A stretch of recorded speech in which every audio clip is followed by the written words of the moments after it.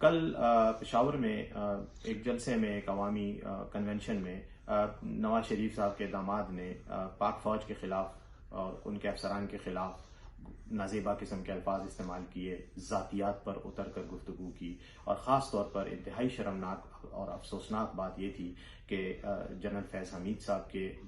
گھر کی خواتین کا ریفرنس دے کر انہوں نے بات کی۔ میں یہ سمجھتا ہوں کہ اس طرح کی واہیات قسم کی گفتگو، اس طرح کی تہذیب سے گری ہوئی گفتگو، یہ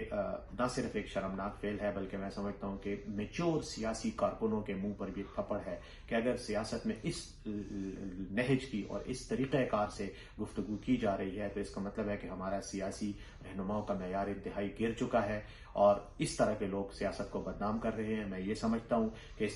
اس قسم کے الفاظ کی نہ صرف میں مذمت کرتا ہوں، بلکہ میں سمجھتا ہوں کہ یہ پاک فوج کے تقدس پر، پاک فوج کے مقام پر ایک حملہ ہے، اور اس حملے کے خلاف جو ہے ہر طرح کا احتجاج بھی کرنا چاہیے، اور جو بھی مناسب کارروائی ہے وہ بھی کرنی چاہیے، تاکہ اس طرح کی گفتگو پاکستان کی سالمیت پر حملہ جو ہے وہ آئندہ کرنے کی کسی کو جرأت نہ ہو۔